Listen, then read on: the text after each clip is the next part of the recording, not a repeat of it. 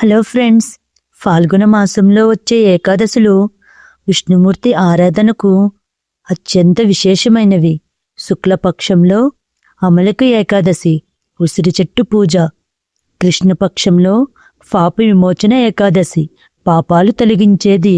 అమలకి ఏకాదశికి సంబంధించిన కథను ఇప్పుడు తెలుసుకుందాం. ప్రాచీన కాలంలో వైడీస అనే రాజ్యంలో చిత్రరథుడు అనే రాజు పరిపాలించేవాడు. అతను శ్రీమన్నారాయణుని భక్తుడు. అతని రాజ్యంలో ప్రజలు సత్యవంతులు, దానశీలులు, భక్తిపరులు. ఒకసారి ఫాల్గుణ శుక్ల ఏకాదశి వచ్చింది. ఆ రోజు రాజు ఇలా ప్రకటించాడు: ఈ రోజు అమలకి ఏకాదశి. అందరూ ఉపవాసం చేసి విష్ణుని నామస్మరణం చెయ్యాలి. ఆ రాజ్యంలో ఒక పురాతన విష్ణు ఆలయం ఉండేది. ఆలయం ముందు ఒక పెద్ద ఉసిరి చెట్టు ఉండేది. ఆ చెట్టులో విష్ణువు నివసిస్తాడని విశ్వాసం. రాజు ప్రజలతో కలిసి ఆ ఉసిరి చెట్టును పూజించాడు.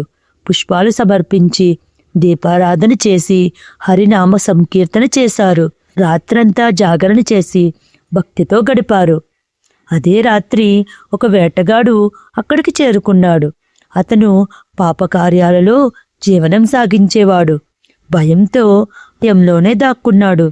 ఆ రోజు ఏకాదశి కావడంతో అతనికి తెలియకుండానే ఉపవాసం జరిగింది.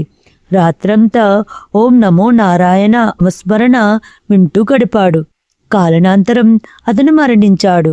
యమదూతలు అతన్ని తీసుకెళ్లడానికి వచ్చారు. కానీ విష్ణుదూతలు కూడా ప్రత్యక్షమయ్యారు.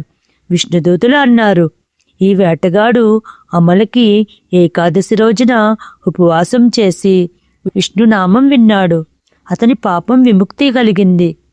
అతను విష్ణులోకాన్ని పొందాడు. అమలకి ఏకాదశి రోజున ఉపవాసం, ఉసిరి చెట్టు పూజ, విష్ణునామస్మరణ, జాగరణ, దానం ఇవి చేస్తే పాపాలు తొలగి ఐశ్వర్యం, ఆరోగ్యం, మోక్ష ప్రాప్తి కలుగుతాయని పురాణాలు చెబుతాయి. కథ బోధ: భక్తి ఉన్న చోట పాపం నిలవదు. తెలియక చేసినా పుణ్యం లభిస్తుంది. శ్రీవారి కృప అపారమైనది. ఈ కథ మీకు నచ్చినట్లయితే లైక్ చేయండి ఫ్రెండ్స్. ఇటువంటి మరికొన్ని కథల కోసం నా ఛానల్ని సబ్స్క్రైబ్ చేసుకోండి. Thank you.